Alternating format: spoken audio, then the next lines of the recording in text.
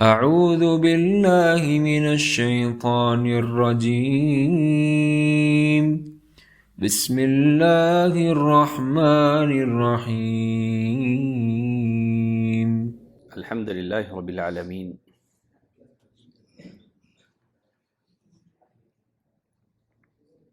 والصلاة والسلام على رسوله الكريم وعلى آله وصحبه أجمعين،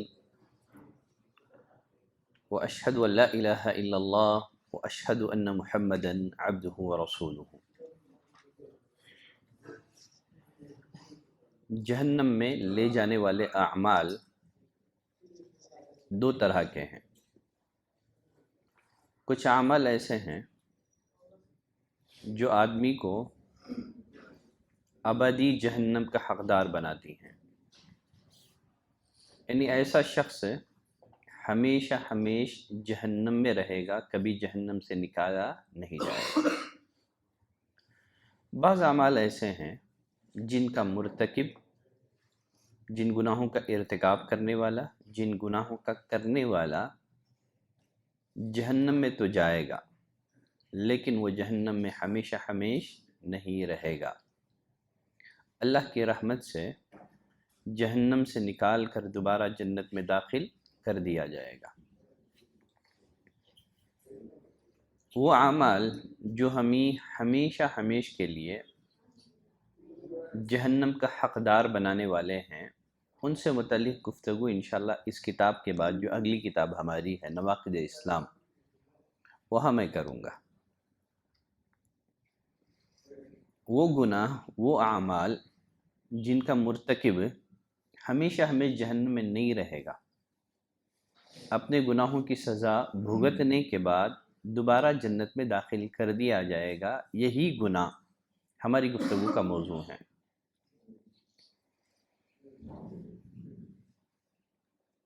وہ گناہ جن کا مرتکب ہمیشہ جہنم میں نہیں رہے گا، اس میں پہلے نمبر پر ہے اللہ اور اس کے رسول پر جھوٹ بولنا، اللہ اور اس کے رسول پر جھوٹ باندھنا، جھوٹ بولنا۔ اللہ پر جھوٹ باندھنا یا اللہ پر جھوٹ بولنا، اس کی بہت ساری قسمیں ہیں، بہت ساری صورتیں ہیں۔ اللہ پر جھوٹ باندھنے کی بعض صورتیں ایسی ہیں، بعض شکلیں ایسی ہیں جو آدمی کو کافر بنا دیتی ہیں، جو آدمی کو مشرک بنا دیتی ہیں، جیسے اللہ کے لیے اولاد ثابت کرنا، یہ اللہ پر بڑا جھوٹ ہے۔ اللہ کے لیے بیوی ثابت کرنا، یا اللہ کی ربوبیت میں، الوہیت میں کسی کو حصے دار قرار دینا، یہ اللہ پر بڑا جھوٹ ہے۔ یہ سمجھنا کہ اللہ تعالیٰ اپنے بندوں کی دعائیں قبول نہیں فرماتا ہے، بلکہ اللہ تک پہنچنے کے لیے بزرگان دین کا وسیلہ پکڑنا ضروری ہے۔ جو لوگ وسیلہ نہیں پکڑتے ہیں ان کی دعائیں رد کر دی جاتی ہیں، یہ شرک ہے۔ تو اللہ پر جھوٹ باندھنے کی بعض شکلیں ایسی ہیں جو آدمی کو اسلام کے دائرے سے نکال دیتی ہیں، بعض صورتیں ایسی ہیں جو آدمی کو اسلام کے دائرے سے نہیں نکالتی ہیں۔ آدمی اپنی طرف سے کوئی مسئلہ بیان کرے اور کہیں کہ اللہ نے ایسے کہا ہے، اللہ نے ایسے کہا، یہ اللہ پر جھوٹ باندھنا ہے۔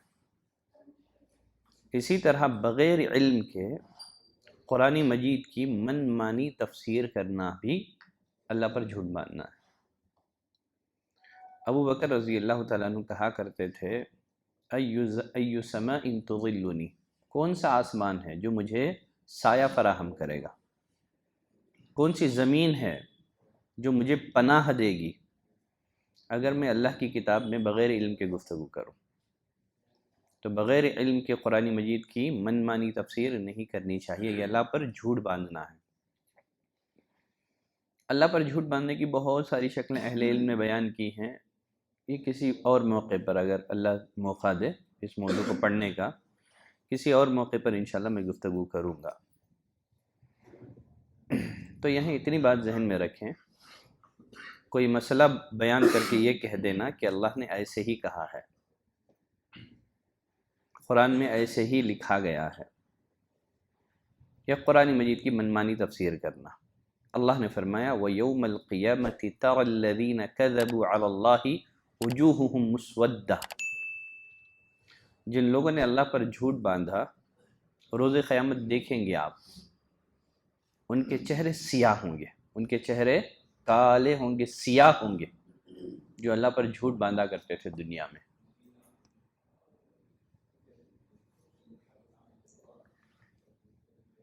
اللہ پر جھوٹ باندھنے میں نبی کریم صلی اللہ علیہ وسلم پر جھوٹ باندھنا بھی شامل ہے۔ کیوں؟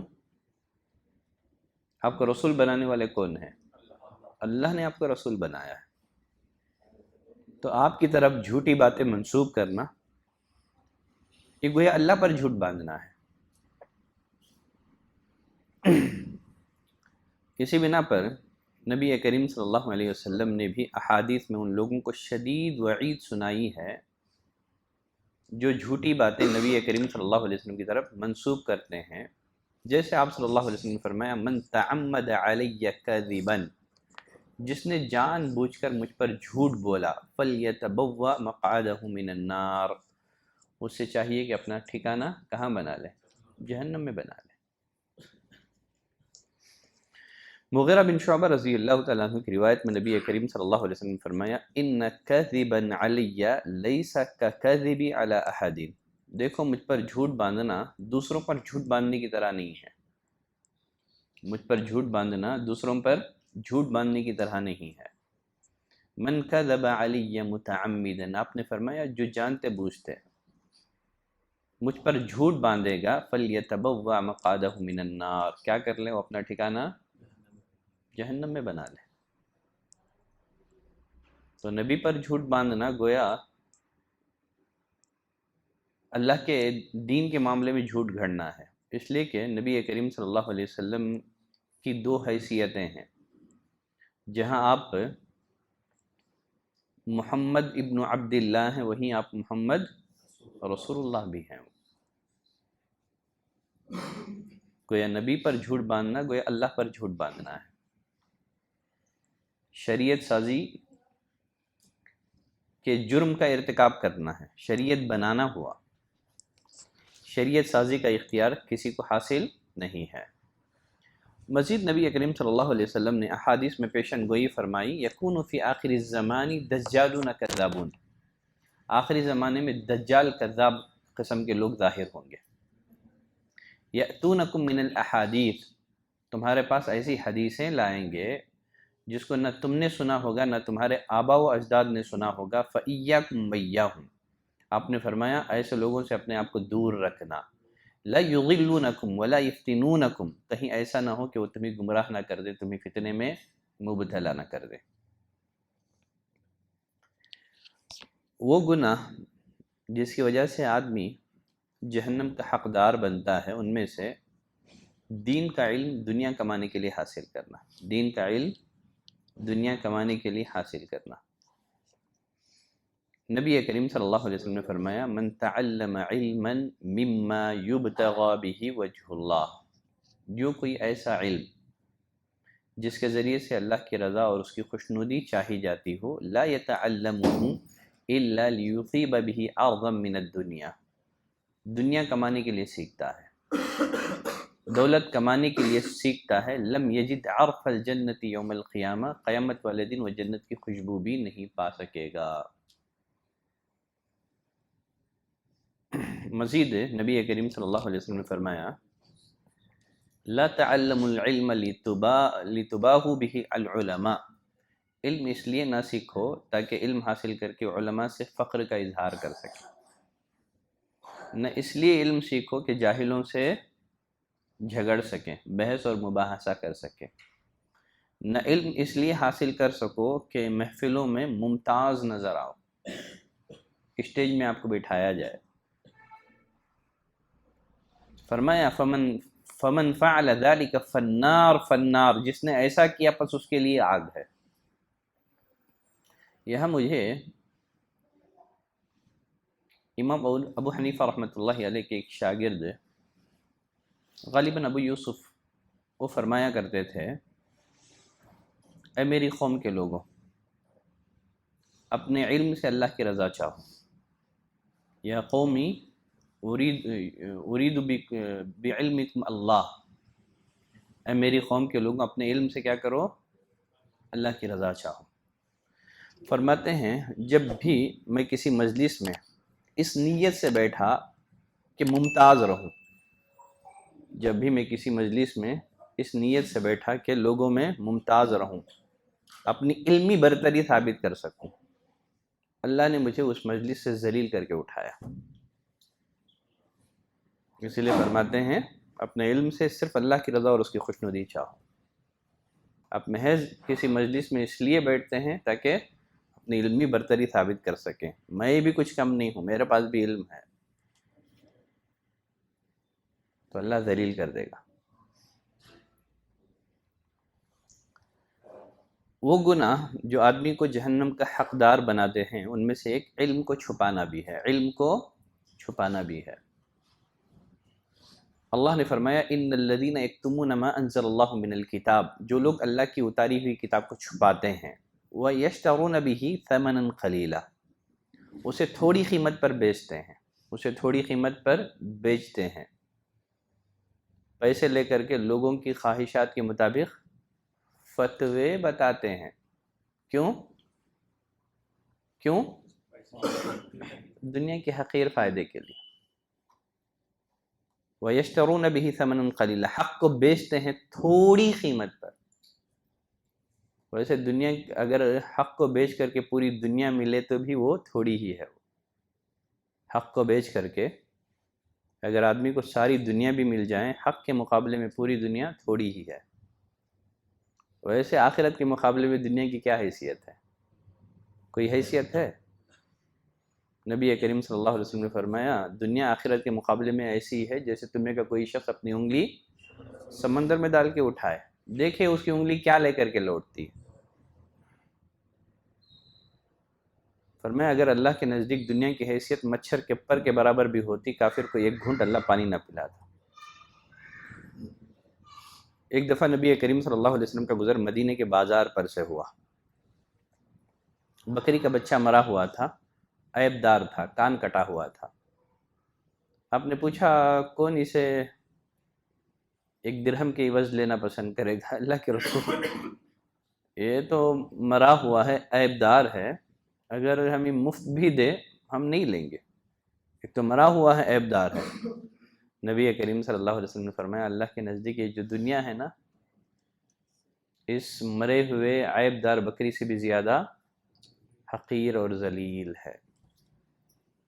تو دین بیچ کر کے اگر آدمی کو ساری دنیا مل بھی جائے تب بھی وہ متاع قلیل ہی ہے، وہ تھوڑا سامان ہے. فرمایا ان الذین یکتمون ما انزل اللہ من الکتاب، جو لوگ اللہ کی اتاری ہوئی کتاب کو چھپاتے ہیں، ویشترون بہ ثمنا قلیلا، اسے تھوڑی قیمت پر بیچتے ہیں، حق معلوم ہونے کے باوجود محض اس لیے چھپاتے ہیں اگر حق بتایا جائے جو آمدنی مل رہی تھی نا پبلک سے وہ بند ہو جائے گی. تو حق ظاہر ہونے کے باوجود محض اس لیے کہ آمدنی بند ہو جائے گی. اولئک ما یأکلون فی بطونہم الا النار، کہا ایسے لوگ اپنے پیٹوں میں آگ کھا رہے ہیں، آگ بھر رہے ہیں ایسے لوگ. ولا یکلمہم اللہ یوم القیامہ، روز قیامت اللہ ان سے بات نہیں کرے گا. ولا یزکیہم، نہ گناہوں سے پاک کرے گا ان کو.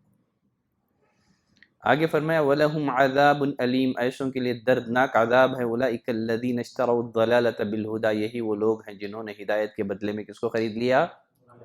گمراہی کو خرید لیا. مغفرت کے بدلے میں عذاب کے خریدار بن گئے. فما اصبرهم علی النار، یہ لوگ آگ کا عذاب کیسے برداشت کریں گے؟ یہ لوگ آگ کا عذاب کیسے برداشت کریں گے؟ مزید اللہ نے فرمایا ان الذین یکتمون ما انزلنا من البینات والہدی، جو لوگ واضح دلائل کو اور ہدایت کی باتوں کو بعد اس کے کہ ہم نے کتاب میں اسے لوگوں کے لیے واضح کر دیا چھپاتے ہیں، اولئک یلعنہم اللہ، یہی وہ لوگ ہیں جن پر اللہ لعنت فرماتے ہیں، اور لعنت کرنے والے بھی ان پر لعنت بھیجتے ہیں۔ نبی کریم صلی اللہ علیہ وسلم نے فرمایا من سئل عن علم فکتمہ، جس سے کوئی مسئلہ پوچھا گیا، مسئلہ معلوم تھا، صحیح یہی ہے، کتاب اور سنت کی روح سے بات یہی حق ہے، پھر بھی چھپاتا ہے، کسی عالم کا قول بتا دیا، کسی امام کا فتویٰ بتا دیا، حدیث نہیں بتائی۔ نبی نے فرمایا من سئل عن علم، جس سے علم کا کوئی مسئلہ پوچھا گیا، جانتا تھا وہ، ایسا نہیں کہ نہیں جانتا تھا، معلوم تھا اسے، پھر بھی چھپا دیا اس کو، کیا ہوگا؟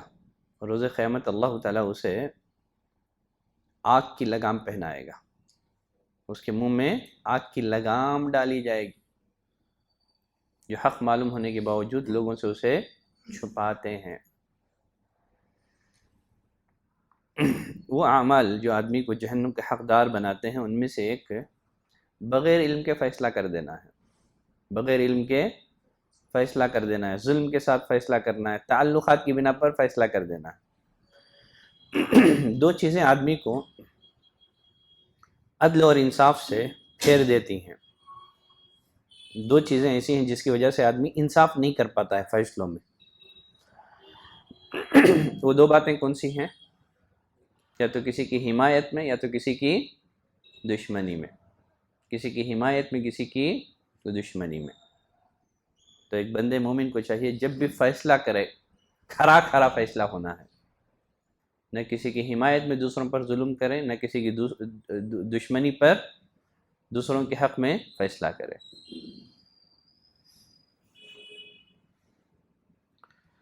نبی کریم صلی اللہ علیہ وسلم نے فرمایا القضاۃ ثلاثۃ، یہ جو قاضی ہیں ان کی تین قسمیں ہیں۔ کتنی قسمیں ہیں؟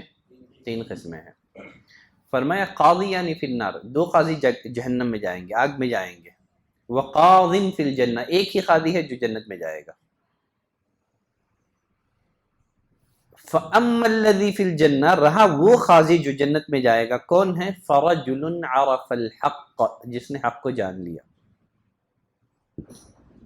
فَقَضَى بِهِ، اور صحیح فیصلہ کیا، حق کے مطابق اس نے فیصلہ کر دیا۔ فرمایا ایسا انصاف کرنے والا، ایسا قاضی کہاں جائے گا؟ جنت میں جائے گا۔ نمبر دو، دو قاضی جو جہنم میں جانے والے ہیں، پہلے نمبر پر وَرَجُلٌ عَرَفَ الْحَقَّ فَلَمْ يَقْضِ بِهِ وَجَارَ فِي الْحُكْمِ، وہ قاضی جس نے حق کو جاننے کے باوجود فیصلہ کرنے میں ظلم کیا، حق جاننے کے باوجود فیصلہ کرنے میں ظلم کیا، صحیح فیصلہ نہیں کیا اس نے۔ فرمایا نبی کریم صلی اللہ علیہ وسلم نے فَهُوَ فِي النَّارِ، وہ کہاں جائے گا؟ وہ جہنم میں جائے گا۔ وَرَجُلٌ لَمْ يَعْرِفِ الْحَقَّ، وہ قاضی بھی جہنم میں جائے گا جو بغیر علم اور جہالت سے فیصلے کرتا ہے، چاہے اس کا فیصلہ صحیح کیوں نہ ہو جائے، کیونکہ بغیر علم کے فیصلہ نہیں کرنا ہے، بغیر علم کے فیصلہ نہیں کرنا ہے۔ وَرَجُلٌ لَمْ يَعْرِفِ الْحَقَّ فَقَضَى لِلنَّاسِ، معلوم نہیں ہے حق کیا ہے، جانتا نہیں ہے کتاب اور سنت کے مسائل کو، محض ظن اور گمان کی بنا پر فیصلہ کرنے کے لیے بیٹھ گیا۔ جو بغیر علم کے اور جہالت سے فیصلے کرتا ہے، فرمایا ایسا قاضی بھی جہنم میں جائے گا۔ وہ اعمال جو آدمی کو جہنم کا حقدار بناتے ہیں، ان میں سے کسی مومن کو ناحق قتل کرنا بھی ہے، کسی مومن کو ناحق قتل کرنا بھی ہے۔ اللہ نے فرمایا وَمَن يَقْتُلْ مُؤْمِنًا مُتَعَمِّدًا، جو کسی مومن کو جانتے بوجھتے قتل کر دے، فَجَزَاؤُهُ جَہَنَّمْ، کیا ہے اس کی جزا؟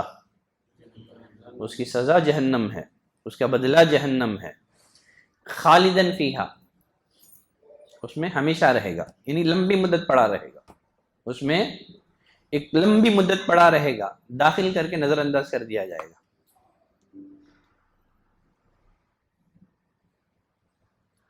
وغضب اللہ علیہ، ساتھ ہی ساتھ اس پر اللہ کا غصہ بھی ہے، اللہ کا غضب بھی ہے، وَلَعْنَهُ، اس پر اللہ نے لعنت کی ہے، وَأَعَدَّ لَهُ عَذَابًا عَظِيمًا، اللہ نے اس کے لیے بڑا عذاب، دردناک عذاب تیار کر رکھا ہے۔ ابو الدرداء رضی اللہ تعالیٰ عنہ کی روایت ہے، نبی کریم صلی اللہ علیہ وسلم نے فرمایا کل ذنب عسى اللہ ان یغفرہ، اللہ سارے گناہوں کو معاف کر دیتا ہے، دو گناہ کو معاف نہیں کرتا ہے، ایک الا من مات مشرکا، جو شرک کی حالت میں مر گیا، توبہ کیے بغیر شرک کی حالت میں مر گیا، نمبر دو او مؤمن قتل مؤمنا متعمدا، اس مومن کو بھی اللہ کے ہاں جلدی معافی نہیں ملے گی جو جانتے بوجھتے کسی مومن کو قتل کر ڈالے۔ اگر قتل مومن کو اگر آدمی حلال سمجھے، ایسا آدمی کافر ہے، کسی مومن کے قتل کو آدمی حلال سمجھے، وہ تو نکالا ہی نہیں جائے گا جہنم میں۔ اگر حلال تو نہ سمجھتا ہو، حرام سمجھتا ہو، پھر بھی جانتے بوجھتے قتل کر دے تو ایک لمبی مدت جہنم میں پڑا رہے گا۔ بلکہ نبی کریم صلی اللہ علیہ وسلم نے فرمایا اذا التقى المسلمان بسيفيهما، اگر دو مسلمان تلواریں لے کر کے باہم ایک دوسرے کے مقابلے میں آ جائیں، فالقاتل والمقتول كلاهما في النار، قاتل اور مقتول دونوں جہنمی ہیں۔ صحابہ کو یہ حدیث بڑا تعجب خیز لگی، پوچھا اللہ کے رسول قاتل جہنم میں جائے گا، یہ بات تو سمجھ میں آ رہی ہے، مقتول کیوں جہنمی ہے؟ جب دو مسلمان تلوار لے کر کے لڑ پڑے تو دونوں جہنم میں جائیں گے۔ صحابہ نے پوچھا اللہ کے رسول کیا بات ہے، یہ قاتل کا جہنم میں جانا تو سمجھ میں آ رہا ہے، مقتول کیسے کیوں جہنم میں جائے گا؟ نبی کریم صلی اللہ علیہ وسلم نے فرمایا اس لیے کہ وہ اپنے بھائی کے قتل کا خواہش مند تھا، اگرچہ اسے موقع مل گیا، اسے ملتا تو انہیں بھی نہیں بخشتا تھا، وہ الگ معاملہ ہے، سیلف ڈیفنس کی بات نہیں ہو رہی ہے ادھر، ٹھیک ہے؟ معمولی مسائل کے لیے، جائیداد کے لیے، پراپرٹی کے لیے ایک دوسرے کے مد مقابل میں آ گئے، خاندانوں میں لڑائی ہو گئی، تلوار لے کر کے نکل گئے۔ فرمایا قاتل اور مقتول دونوں جہنمی ہیں، یہاں بالارادہ نکلے ہیں، وہاں کوئی کسی کو قتل کرنے کے لیے آیا، اسی تلوار کو لے کر کے سامنے والے کو قتل کر دیا، یہاں بالارادہ نہیں ہے، آدمی قتل کرنا نہیں چاہ رہا تھا، ایسے حالات پیدا ہو گئے، اس نے اپنے دفاع میں قتل کر دیا، اس کو تو نبی نے شہید کہا ہے۔ اگر آدمی کو قتل کرنے کے لیے آئے، آپ نے اپنا ڈیفنس کیا، پھر بھی مارا گیا، وہ من قتل دون نفسه فهو شہید، من قتل دون ماله فهو شہید، ومن قتل دون عرضه فهو شہید، جو اپنی جان کی حفاظت میں مارا جائے، اپنی عزت اور آبرو کی حفاظت میں، اپنے مال کی حفاظت میں، اپنے اہل و عیال کی حفاظت میں مارا جائے، آپ نے فرمایا یہ سب شہید ہیں۔ یہ پہلے پڑھ چکے ہیں نا، پڑھے تھے نہیں پڑھے تھے؟ شہداء کی قسمیں، حسن خاتمہ کی علامتیں، حسن خاتمہ کی علامتیں۔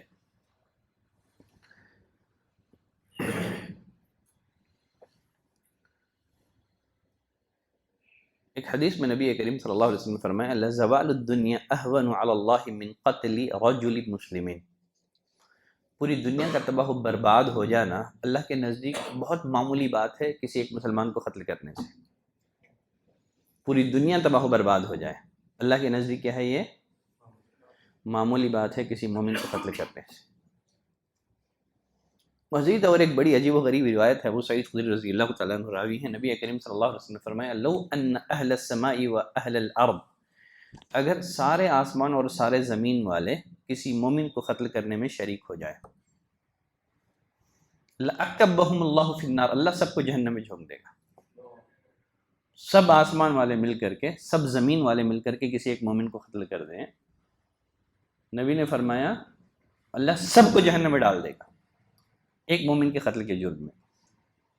ایک طرف ایک مومن مقتول پایا گیا ہے اور اس کے قتل میں سارے آسمان والے شریک ہیں، سارے زمین والے شریک ہیں، تو ایک مسلمان کی جو جان ہے اس کی حرمت کو ثابت کرنے کے لیے نبی نے یہ اصول بھی استعمال کیا۔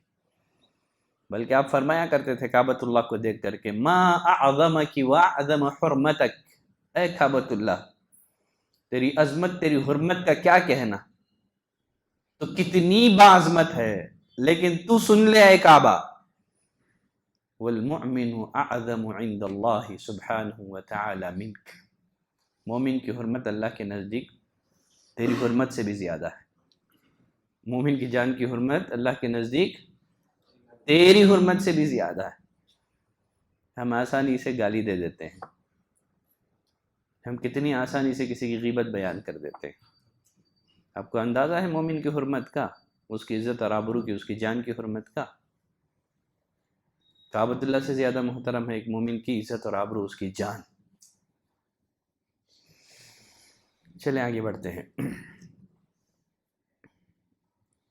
بلکہ ایک حدیث میں نبی کریم صلی اللہ علیہ وسلم نے مذاق سے بھی، ازراہ مذاق، کسی کی طرف ہتھیار دکھانا، اس کو بھی حرام قرار دیا ہے. ہم لوگ مذاق سے کر لیتے ہیں نا، چاقو دکھا کے چبا دوں گا، گھسا دوں گا. ہوتا نہیں ہوتا ہے ایسے. نبی کریم صلی اللہ علیہ وسلم نے فرمایا من اشار الی اخیہ بحدیدۃ، اگر کسی نے اپنے بھائی کی طرف کسی تیز دھاری دار آلے کے ذریعے سے، ہتھیار کے ذریعے سے اشارہ کیا، فإن الملائکۃ تلعنہ، نبی نے فرمایا فرشتے اس پر لعنت کرتے ہیں، گرچہ جس کی طرف اشارہ کیا گیا ہے وہ اس کا سگا بھائی ہی کیوں نہ ہو. آدمی بس اشارہ کر رہا، مار دوں گا بول کے، تلوار ہاتھ میں چاقو وغیرہ پکڑ کر کے، بس محض مذاق سے بھی ہو سکتا ہے. فرمایا من اشار الی اخیہ بحدیدۃ، اگر کسی نے تیز دھاری دار آلے کے ذریعے سے اپنے بھائی کی طرف اشارہ کر کے کہے فإن الملائکۃ تلعنہ، برابر فرشتے اس پر لعنت بھیجتے ہیں، یہاں تک کہ وہ اپنی اس حرکت سے باز آ جائے. ایک حدیث میں نبی نے ایسا کرنے سے بھی منع کیا، فرمایا فإنہ لا یدری احدکم لعل الشیطان ینزع فی یدہ، ممکن ہے شیطان اس کے ہاتھ سے وہ دھاری دار آلے کو چھین کر کے اس سے قتل کے جرم کا ارتکاب کرا لے. اس طرح کے مذاق نہیں کرنا ہے، کبھی اس طرح کا مذاق نہیں کرنا ہے. غصے میں بھی آدمی بس اوقات مار دوں گا تجھے بول کے لیکن نکل جاتا ہے. نہیں، اپنے غصے کو کتاب اور سنت کے تابع رکھیے، اپنے غصے کو شریعت کے تابع رکھیے.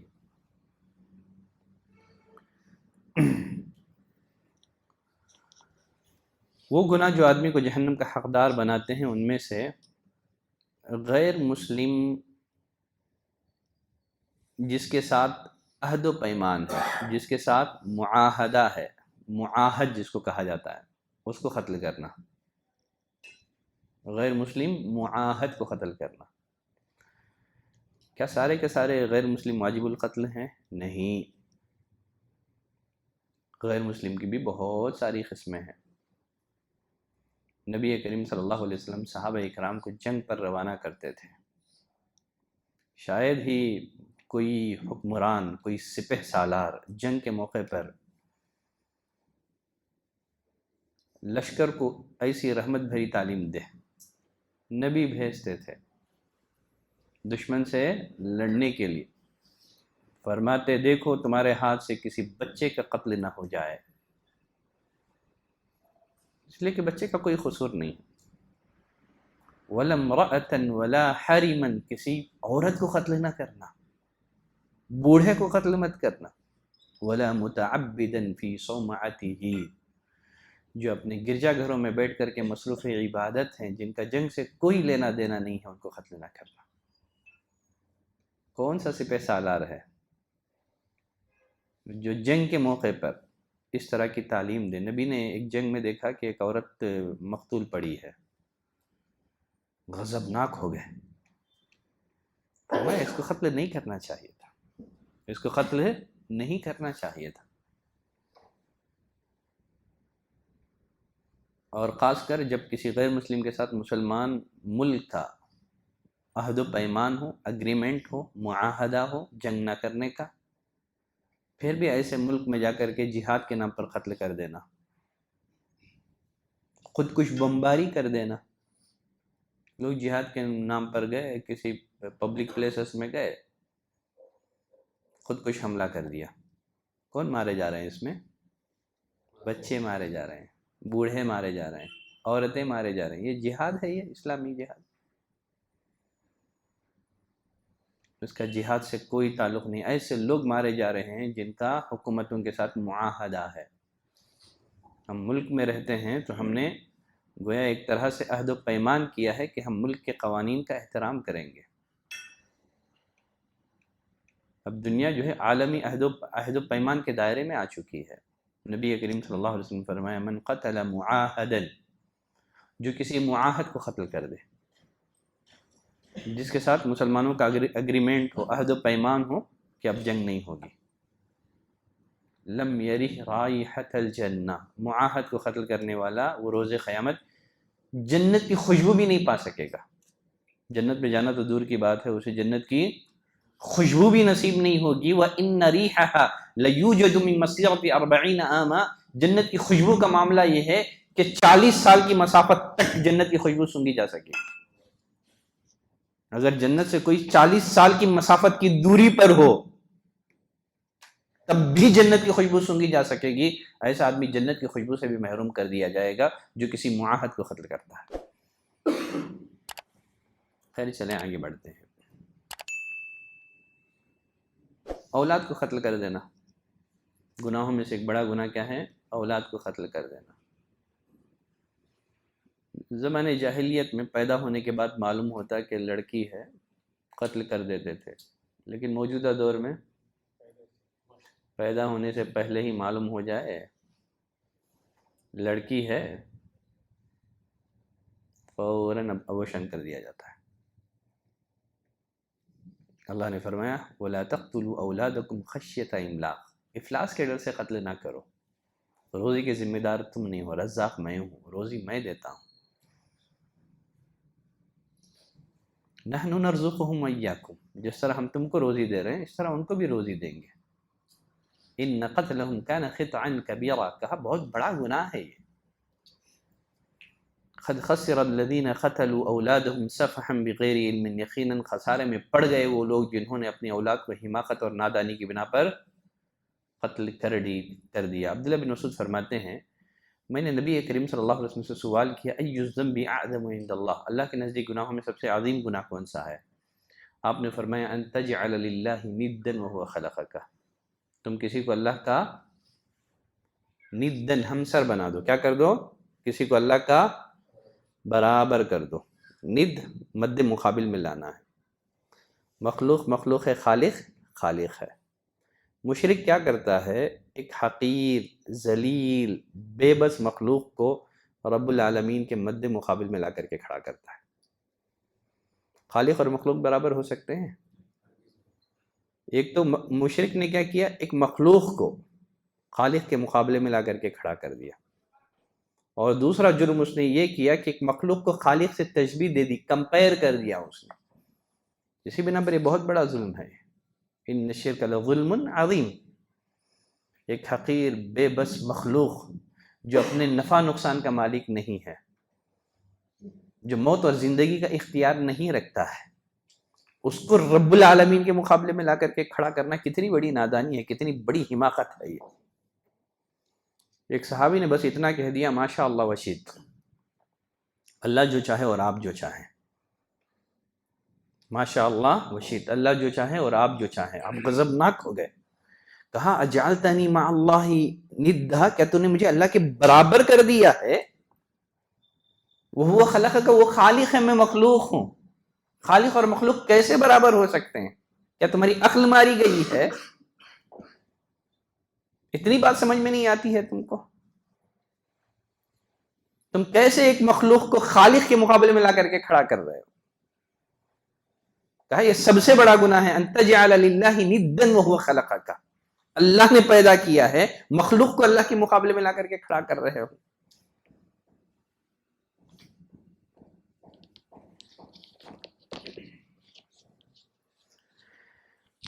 عبداللہ بن مسعود فرماتے ہیں پھر میں نے پوچھا اللہ کے رسول پھر کون سا گناہ ہے؟ آپ نے فرمایا ان تقتل ولدک مخافۃ ان یطعم معک، اس ڈر سے کہ تمہارا بچہ تمہارے مال میں سے کھائے گا، قتل کر دو۔ یہ بہت بڑا گناہ ہے۔ کچھ لوگ فیملی پلاننگ بھی عام ہو چکی ہے، ہم دو ہمارے دو، ہے نا؟ کہا یہ مسلمان نہیں کر سکتا یہ کام، جس کا اللہ کی ذات پر ایمان ہو۔ ہر بچہ اپنی روزی لے کر کے دنیا میں آتا ہے، آپ کیا کھلائیں گے؟ رحم مادر میں جب بچہ 4 ماہ مکمل کرتا ہے تو اللہ فرشتے کو بھیج کر کے روزی لکھنے کا حکم دیتا ہے، روزی لکھ دی جاتی ہے۔ رحم مادر میں رزق کا فیصلہ ہو چکا ہے کہ اس کو کتنی روزی ملنی ہے۔ آپ کسی کو روزی نہیں دے رہے ہیں آپ، بلکہ کوئی دوسرا آپ کی روزی کا ذریعہ بن سکتا ہے۔ اگر یعقوب علیہ السلام فیملی پلاننگ کرتے تو آدھی دنیا بھوک سے مر جاتی۔ سمجھ رہے ہیں بات؟ اگر یعقوب علیہ السلام فیملی پلاننگ کرتے آدھی دنیا بھوک سے مر جاتی۔ سب سے آخری بیٹے تھے یوسف علیہ السلام، 12 بچوں میں آخری بیٹے تھے۔ نہیں بس 10 بس 9 بس 8 بس، آخری بیٹے اپنی حکمت سے، دور اندیشی سے، علم سے آدھی دنیا کو مرنے سے بچایا انہوں نے۔ اللہ آپ کو ایسا بیٹا دے دے، بیٹی دے دے، جس کے ذریعے سے اللہ آپ کو روزی دے دے۔ عہد نبوی میں 2 بھائی تھے، ایک علم حاصل کرتا تھا، دوسرا تجارت کرتا تھا۔ آ کر کے اس نے شکایت کی، اللہ کے رسول یہ دیکھیے نا، کب دیکھے علم حاصل کرتا رہتا ہے، میں محنت کرتا ہوں، جد و جہد کرتا ہوں۔ آپ نے فرمایا شاید اللہ جو تمہیں روزی دے رہا ہے تمہاری اس بھائی کی وجہ سے دے رہا ہے۔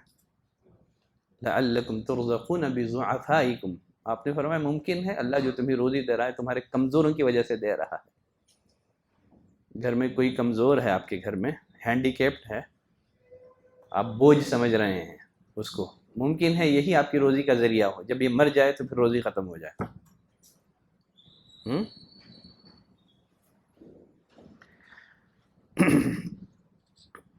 عبداللہ بن مسعود فرماتے ہیں میں نے پوچھا اللہ کے رسول پھر کون سا گناہ عظیم ہے؟ آپ نے فرمایا ان تزانی حلیلۃ جاری، اپنے پڑوس کی بیوی کے ساتھ زنا کرو، اپنی پڑوس کی بیوی کے ساتھ زنا کرو۔ ایک پڑوسی اپنے پڑوس کی عزت اور آبرو کا، اس کے مال کا نگران ہوتا ہے، نگہبان ہوتا ہے۔ اگر وہی ڈاکو بن جائے تو کون حفاظت کرے گا؟ پڑوس کی ذمہ داری ہے اپنے پڑوس کے مال کی عزت، اس کی عزت اور آبرو کی حفاظت کرے۔ اگر پڑوس کی لٹیرا بن جائے تو پھر کون حفاظت کرے گا؟ کون دوسروں کی عزت اور آبرو اور اس کے مال کی گارنٹی لے گا؟ کہا زنا زنا ہی ہے، لیکن اگر وہی زنا اگر پڑوس کی عورت سے کیا جائے تو یہ گناہ عظیم بن جاتا ہے۔ بلکہ ایک روایت میں رسول اللہ صلی اللہ علیہ وسلم نے فرمایا کہ آدمی 10 عورتوں سے زنا کرے، اس سے بڑا جرم کیا ہے؟ پڑوس کی عورت سے زنا کرنا ہے۔ 10 گھروں سے چوری کرے، بڑا جرم پڑوس کے گھر سے چوری کرنا ہے۔ تو بعض گناہ کچھ مخصوص حالت میں مزید اور بڑھ جاتے ہیں، سنگین ہو جاتے ہیں۔ گناہوں میں سے ایک گناہ ہے خودکشی۔ کیا ہے؟ بعض لوگ دنیا کی عارضی تکالیف پر صبر کرنے کے بجائے خودکشی کا راستہ اپناتے ہیں، اپنے آپ کو قتل کر دیتے ہیں۔ یقیناً خودکشی ایک سنگین جرم ہے۔ موجودہ دور میں معاشرے میں یہ جرم بھی بہت زیادہ عام ہوتا جا رہا ہے، اس لیے کہ دولت سے آپ اسباب راحت تو خرید سکتے ہیں، راحت نہیں خرید سکتے۔ کون کر رہے ہیں خودکشی؟ مالدار لوگ، علمی اسٹاف، عیش و آرام میں زندگی گزارنے والے۔ پیسوں سے اسباب راحت تو خریدے جا سکتے ہیں، راحت نہیں ہے۔ راحت آپ کو ملے گی الا بذکر اللہ تطمئن القلوب، راحت اللہ کے ذکر میں ہی ہے، راحت اللہ کی عبادت میں۔ نبی کریم صلی اللہ علیہ وسلم نے فرمایا من قتل نفسه بحدیدۃ، جس کسی نے کسی دھاری دار چیز سے اپنے آپ کو ہلاک کر دیا، دھاری دار آلے سے اپنے آپ کو ہلاک کر دیا، وہ دھاری دار آلہ جہنم میں اس کے ہاتھ میں ہوگا، کیا کرے گا اس کو؟ وہ اس کو اپنے پیٹ میں چبو کر کے چیرتا رہے گا اپنے آپ کو۔ زہر پی کر کے ہلاک کر دیا، وہ زہر جہنم میں اس کے ہاتھ میں ہوگا، منہ میں ڈالتا رہے گا بار بار۔ پہاڑ سے گرا کر کے ہلاک کر دیا، وہ بار بار اپنے آپ کو جہنم میں گراتا رہے گا۔ تو آدمی جس چیز کے ذریعے سے خودکشی کرتا ہے روز قیامت اسے اسی طرح کا عذاب دیا جاتا ہے۔ گناہوں میں سے ایک گناہ والدین کی نافرمانی بھی ہے۔ کیا ہے؟ والدین کی نافرمانی بھی ہے۔ ابو بکر رضی اللہ تعالیٰ عنہ کی روایت میں نبی کریم صلی اللہ علیہ وسلم نے ایک دفعہ صحابہ سے پوچھا، الا انبئکم باکبر الکبائر، اے میرے صحابہ کیا میں تمہیں گناہوں میں جو سب سے بڑے بڑے گناہ ہیں ان کے بارے میں نہ بتاؤں؟ صحابہ نے کہا اللہ کے رسول ضرور بتائیے، ضرور بتائیے۔ آپ صلی اللہ علیہ وسلم نے فرمایا الاشراک باللہ، اللہ کے ساتھ کسی کو شریک ٹھہرانا، وہ حقوق الوالدین، والدین کی نافرمانی۔ نافرمانی سے مراد ہر وہ کام کرنا جس سے والدین کو جسمانی یا ذہنی یا روحانی اذیت پہنچے۔ آپ پڑھ لکھ کر کے اچھے جاب پر ہیں، اچھے پوسٹ پر ہیں، دوستوں کے سامنے والدین کا تعارف کروانے سے شرماتے ہیں۔ ایسے نہیں ہیں بچے معاشرے میں؟ کیا پڑھ لیا، کیا ڈگری حاصل ہو گئی، والدین کو ایسی مجلسوں میں لے جانے سے شرماتا ہے، دوستوں کے سامنے والدین کا تعارف کرنے سے شرماتا ہے، ان کو ماں باپ بتانے سے شرماتا ہے۔ حقوق الوالدین، والدین کی نافرمانی، ان کے حقوق ادا نہ کرنا، ان کا خرچہ پانی نہ دینا۔ ماں باپ 10 بچوں کی کفالت کرتے ہیں، 10 بچے مل کر کے ایک ماں باپ کی کفالت نہیں کر پاتے ہیں۔ لتا حیا کے اشعار جانتے ہیں نا؟ سنا تھا لتا حیا کے اشعار؟ کیا ہیں اشعار؟ بڑی گاڑی، بڑا بنگلہ، بڑا عہدہ سبھی کچھ ہے، مگر ماں باپ جب مانگے نہیں جیبوں میں ایک پائی۔ وہ کتا پال سکتا ہے مگر ماں بوجھ لگتی ہے۔ وہ کتا پال سکتا ہے مگر ماں بوجھ لگتی ہے۔ اسے کتے نے کیا کچھ بھی وفاداری نہ سکھلائی؟ آپ کتے کو ایک ہڈی پھینکتے ہیں نا، وہ زندگی بھر آپ کا وفادار بن جاتا ہے۔ جس ماں باپ نے آپ کو پال کر کے اتنا بڑا کیا، پیروں پر کھڑا کیا،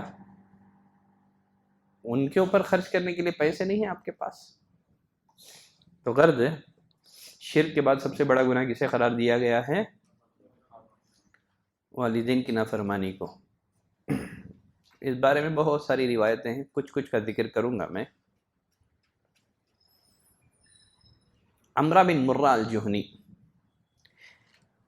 وہ فرماتے ہیں ایک شخص نبی کریم صلی اللہ علیہ وسلم کے پاس آیا، کہنے لگا اللہ کے رسول شہید تو اللہ الہ الا اللہ، میں نے گواہی دی کہ اللہ کے علاوہ کوئی معبود نہیں اور آپ اللہ کے رسول ہیں، میں 5 وقتہ نمازی بھی ہوں، زکوٰۃ بھی میں نے ادا کر دی ہے، رمضان کے میں نے روزے بھی رکھے ہیں۔ آپ صلی اللہ علیہ وسلم نے فرمایا من مات علی ھذا، جو ان اعمال کو انجام دیتے ہوئے مر گیا، وہ نبیوں کے ساتھ ہوگا، صدیقین کے ساتھ ہوگا، شہداء کے ساتھ ہوگا قیامت کے دن۔ جو یہ عمل کرتے ہوئے مر گیا۔ آپ نے آگے فرمایا ما لم یعق والدیہ، کب تک؟ جب اس نے والدین کی نافرمانی نہ کی ہو، تب کی ہو تو نہیں۔ اگر یہ عمل کرتے ہوئے مر گیا تو شہداء کے ساتھ، انبیاء کے ساتھ ہوگا، بشرطے کہ اس نے والدین کی نافرمانی نہ کی ہو۔ رسول اللہ صلی اللہ علیہ وسلم نے فرمایا ثلاثۃ لا يقبل اللہ لهم صرفا ولا عدلا، 3 طرح کے لوگ ایسے ہیں اللہ نہ ان کی فرض عبادتوں کو قبول کرتا ہے نہ نفل عبادتوں کو قبول کرتا ہے۔ ان میں سے کون ہے؟ آق والدین کا نافرمان، منان احسان کر کے احسان جتلانے والا، اور تقدیر کو جھٹلانے والا، تقدیر کو جھٹلانے والا۔ کتنا ہو گیا ٹائم؟ ہو گیا اور 5 منٹ ہیں، ٹھیک ہے۔ گناہوں میں سے ایک عظیم گناہ ہے باپ کے علاوہ کسی اور کی طرف اپنی نسبت کرنا۔ باپ کے علاوہ کسی اور کی طرف اپنی نسبت کرنا۔ لے پالک بیٹوں کا رواج ہے معاشرے میں۔ نبی کریم صلی اللہ علیہ وسلم نے زید بن حارثہ کو بھی پالا تھا۔ لوگوں نے زید بن حارثہ کو زید بن محمد کہنے لگے، زید بن محمد کہنے لگے، اللہ نے آیت کریمہ نازل کر دی، ادعوہم لآبائہم هو اقسط عند اللہ، بچوں کو ان کے باپوں کی طرف منسوب کر کے پکارو، یہ اللہ کے نزدیک انصاف کی بات ہے۔ اور ساتھ ہی نبی نے ایسے لوگوں کے لیے وعید سنائی، فرمایا من ادعى الى غیر ابیہ وهو يعلم انه غیر ابیہ، جو شخص جان بوجھ کر اپنے باپ کے علاوہ کسی اور کی طرف اپنی نسبت کرتا ہے، معلوم ہے اس کا باپ نہیں ہے، فرمایا فالجنت علیہ حرام، جنت اس پر حرام ہے، جنت اس پر حرام ہے۔ بلکہ اور ایک روایت میں رسول اللہ صلی اللہ علیہ وسلم نے فرمایا المدینۃ حرم ما بین عیر الی ثور، مدینہ یہ حرم ہے عیر سے ثور تک، یہ دو پہاڑوں کے نام ہیں۔ آپ نے فرمایا کہ عیر اور ثور کے درمیان جتنا علاقہ کیا ہے وہ حرم میں ہے، وہ اس کا احترام ضروری ہے۔ آگے فرمایا من احدث فیہا حدثا او آوا محدثا، جس نے اس حد میں عیر اور ثور کے درمیان، جس نے اس باؤنڈری میں، اس حد میں کسی بدعت کو ایجاد کی، جس نے اس علاقے میں کسی بدعت کو ایجاد کی یا کسی بدعتی کو پناہ دی۔ آج لوگ جا کر کے مدینے میں میلاد النبی بناتے ہیں اور جو ہے نا ویڈیو نکال کر کے شیئر کرتے ہیں، فخر کرتے ہیں نا، مٹھائیاں تقسیم کر کے کہ مدینے میں، مکے میں میلاد بنایا جا رہا ہے۔ سنے ایسے لوگ، نبی نے فرمایا من احدث فیہا حدثا، جس نے اس حد میں کوئی بدعت ایجاد کی یا کسی بدعتی کو اس نے پناہ دی، فعلیہ لعنت اللہ والملائکۃ والناس اجمعین، اس پر اللہ کی لعنت ہے، فرشتوں کی لعنت ہے، تمام انسانوں کی لعنت ہے، لا يقبل اللہ منہ یوم القیامۃ صرفا ولا عدلا، روز قیامت اللہ نہ اس کی فرض عبادت قبول کرے گا نہ نفل عبادت قبول کرے گا۔ آگے فرمایا ذمۃ المسلمین واحدہ، تمام مسلمانوں کا ذمہ ایک مسلمان کی طرح ہے، سارے کے سارے مسلمان ایک جسم اور ایک جان کے مانند ہیں نا۔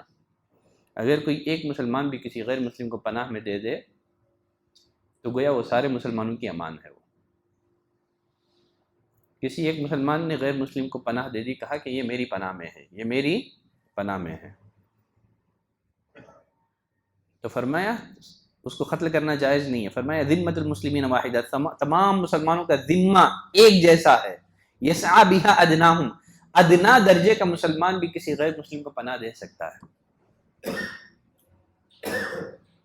فمن اخفر مسلمن، جس نے کسی مسلمان کے وعدے کو توڑا، ایک مسلمان نے کسی غیر مسلم کو پناہ دے دی، حالانکہ حالات جنگ کے تھے، کہا کہ اس نے میری پناہ میں ہے، پھر بھی کوئی قتل کر دے اس کو، نبی کریم صلی اللہ علیہ وسلم نے فرمایا فعلیہ لعنت اللہ والملائکۃ والناس اجمعین، اللہ کی لعنت ہے، فرشتوں کی لعنت ہے اور تمام انسانوں کی لعنت ہے اس پر۔ فتح مکہ کے موقع پر ام ہانی، کون ہے یہ؟ علی رضی اللہ تعالیٰ عنہ کی بہن ام ہانی نے ایک غیر مسلم کو پناہ دی، علی رضی اللہ تعالیٰ عنہ سے قتل کرنا چاہ رہے تھے، اس غیر مسلم کو، مشرک کو قتل کرنا چاہ رہے تھے، مکہ فتح ہوا ہے۔ ام ہانی نبی کے پاس آئی، کہا اللہ کے رسول میں نے ایک غیر مسلم کو پناہ دی ہے، علی اس کو قتل کرنا چاہتے ہیں۔ کیا کہا نبی نے؟ آپ نے فرمایا اے ام ہانی، الا، لوگوں سن لو، آپ نے اعلان کیا، الا، خبردار، قد اجرت من اجرت یا ام ہانی، جاؤ علی تک میرا یہ پیغام پہنچا دو، جس کو ام ہانی نے پناہ دے رکھی ہے اب اسے محمد رسول اللہ بھی اپنی پناہ دیتا ہے۔ اب علی کیسے قتل کریں گے؟ جس کو ام ہانی نے پناہ دے رکھی ہے اب محمد رسول اللہ بھی اس کو پناہ دیتا ہے۔ علی رضی اللہ تعالیٰ عنہ کے زمانے میں ایک جنگ ہوئی تھی، مہینوں تک وہ جنگ چلی، دوسرے دن میں دشمن شکست کھانے والے ہیں، تقریباً مسلمانوں نے اس جنگ میں الحمدللہ فتح کے قریب ہے، صبح کامیابی مسلمانوں کے قدموں کو چومنے والی ہے۔ راتوں رات ایک واقعہ پیش آ گیا، ایک مسلمان نے، ایک عام مسلمان نے سارے دشمنوں کو پناہ دے دی۔ اب صبح میں مسلمان دیکھ رہے ہیں سارے غیر مسلم جو ہے نا جنگی ہتھیار اتار کر کے پھر گئے ہیں، یہ بڑا تعجب ہوا ہے۔ جنگ کا ایک ماحول وہ بھی جنگ کئی دنوں تک چالو ہے، مہینوں تک، اور دوسرے دن وہ سارے غیر مسلم عام لباس میں گھوم پھر رہے ہیں۔ پوچھا کیا بات ہے؟ کہا کہ پناہ دے دی ہے نا ایک، حضرت عمر نے اس پناہ کا اعتبار کیا اور جنگ ختم کر دی۔ یہ ہے جنگ سے متعلق اسلامی تعلیمات۔ ایک مسلمان کی پناہ سے پوری جنگ رکا دی گئی، ایک مسلمان کی پناہ سے جنگ رکا دی گئی، وہ بھی مہینوں تک جنگ چالو رہے۔ ابھی دشمن مغلوب ہونے والا ہو، مسلمانوں کو مال غنیمت ملنے والا ہو، راتوں رات اگر ایسا واقعہ پیش آ جائے تو ایسی مثالیں مل سکتی ہیں دنیا کی کسی جنگوں کی تاریخ میں نہیں مل سکتی۔ آگے رسول اللہ صلی اللہ علیہ وسلم نے فرمایا من ادعا الی غیر ابیہ او انتمى الی غیر موالیہ، جس بچے نے بھی اپنے باپ کے علاوہ کسی اور کی طرف اپنی نسبت کی یا آقا کے علاوہ کسی اور کی طرف نسبت کی، فعلیہ لعنت اللہ، اس پر اللہ کی لعنت ہے، فرشتوں کی لعنت ہے، سارے لوگوں کی لعنت ہے۔ لا يقبل اللہ منہ یوم القیامۃ صرفا ولا عدلا، اللہ تعالیٰ روز قیامت نہ اس کی فرض عبادتیں قبول کرے گا، نہ نفل عبادتیں قبول کرے گا۔ تو گناہوں کی فہرست بہت زیادہ ہے، پڑھیں گے آنے والے کلاس میں، پڑھیں گے بس کریں گے، کچھ گناہ پڑھ لیں گے۔ ویسے کبیرہ گناہ کا سلسلہ چل رہا تھا، تمہارا رک گیا ہے، تو میں ایسے کچھ گناہ جو ہے سرسری طور پر حبیب الرحمن صاحب لے رہے تھے نا، تو سمجھو کہ یہ کبیرہ گناہوں کی کلاس چل رہی ہے۔ ذرا دن ایک دو تین کلاس جو ہے نا، ڈیٹیلز میں تو نہیں جاؤں گا، ٹھیک ہے، ایسے کچھ گناہوں کی طرف اشارہ کر کے ہم لوگ پھر احسان کی طرف چلیں گے، ایمان کے بعد احسان کی طرف چلیں گے۔ بس کریں گے نا آج، ٹھیک ہے، چلیں۔ آج کے درس سے ریلیٹڈ کسی کے پاس سوال ہو تو پیش کر سکتے ہیں۔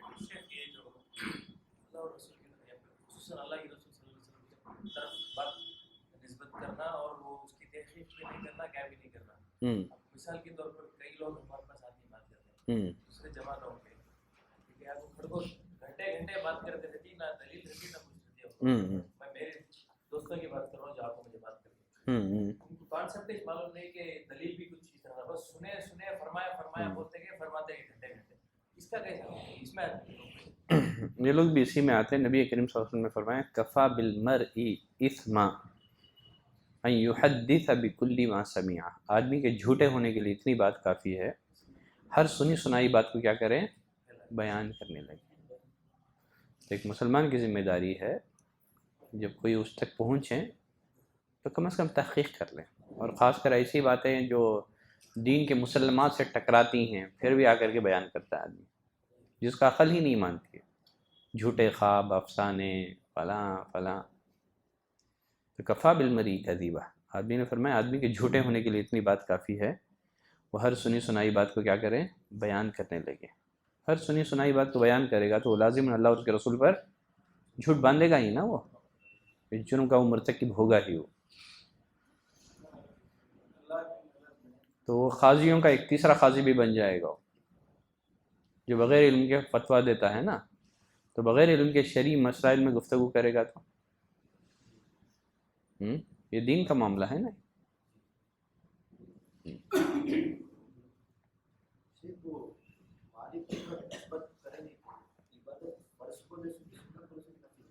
دو بھی، صرفا ولا عدلا، نہ فرض قبول ہوگی نہ نفل قبول ہوگی، فرض بھی نہیں۔ تین گناہ کے بارے میں ایک ہی حدیث میں 3 گناہ بیان ہوئے ہیں، ان تینوں میں آیا ہے یہ بات صرفا ولا عدلا، نہ فرض نہ نفل، نہ فرض نہ ایک شرک کرنے سے دوسرا کو شرک نہیں ہے اس میں کہاں ہے شرک؟ وہ اس میں ایک تو عیر سے سور تک کا علاقہ حرمت والا ہے، ٹھیک ہے، جو وہاں بدعتی کو پناہ دے گا اللہ کی، فرشتوں کی اور سارے لوگوں کی لعنت ہے، فرض نفل قبول نہیں ہوگا۔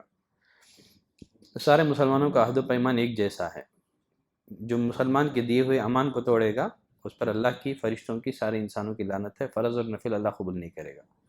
تیسرے نمبر پر باپ کے علاوہ کسی اور کی طرف نسبت کرے گا آپ جو روایت بول رہے ہیں وہ بھی آئی ہے، اس میں کیا ہے 3 لوگ ایسے ہیں جن کے اللہ فرض اور نفل عبادت قبول نہیں کرے گا، مکذب بالقدر، تقدیر کو جھٹلانے والا، والدین کا نافرمان، المنان، احسان کر کے احسان جتلانے والا۔ وہ روایت الگ ہے جو پہلے بیان کی گئی ہے۔ اللہ کی نظر میں دنیا ایک چیز ہے کہ منشر کے پردے برابر یہ دنیا والا تو اللہ نے دنیا میں بھیجا ہے، بتایا ہے یہ دنیا ٹیمپروری ہے، دنیا کی نعمتیں آخرت کی نعمتوں کے مقابلے میں کچھ نہیں ہیں، اس کو اپنے دل میں مت بساؤ، آخرت کے لیے زندگی گزارو، دنیا کی حیثیت آخرت کے مقابلے میں کچھ نہیں ہے۔ تمہارا مطمع نظر کیا ہونا ہے؟ ضرورت ہے دنیا، یہ مقصد نہیں ہے، گول نہیں ہے۔ دنیا کو جیب میں رکھو، دل میں مت بساؤ، پیسوں کو جیب میں رکھو، اس کی محبت دل میں داخل نہ کرو۔ دنیا شریعت ہمیں یہ تعلیم نہیں دیتی ہے کہ آدمی دنیا نہ کمائے، ٹھیک ہے، دنیا کمائے، دنیا کی بہتری بھی مطلوب ہے شریعت میں، مقصود ہے، یہاں کی اچھائی بھی مقصود ہے۔ تو یہ جو دنیا ہمارے حق میں نفع بخش کب بنے گی؟ دنیا ہمارے حق میں نفع بخش اسی وقت بنے گی جب ہم اس دنیا سے آخرت کمائیں۔ دنیا تو آپ نے حاصل کر لیا لیکن آپ نے آخرت کی طرف توجہ نہیں دی، تو پھر یہ دنیا آپ کے لیے بے فائدہ ہے، نقصان ہے، یہ لعنت ہے ایسی دنیا پر۔ الدنیا کلھا ملعون وملعون ما فیہا، کہا دنیا اس پر لعنت کی گئی ہے، اس میں جو کچھ ہے سب اس پر لعنت کی گئی ہے سوائے عالم اور متعلم کے اور اللہ کے ذکر کے۔ تو ہمیں یہ تعلیم دی گئی ہے کہ دنیا میں رہیں، دنیا کی بہتری چاہیں، لیکن آخرت کو نظر انداز اور فراموش نہ کریں۔ مقصد آخرت ہو، ضرورت دنیا ہو، دنیا کو مقصد اور آخرت کو ضرورت نہ بنا دیں، ٹھیک ہے۔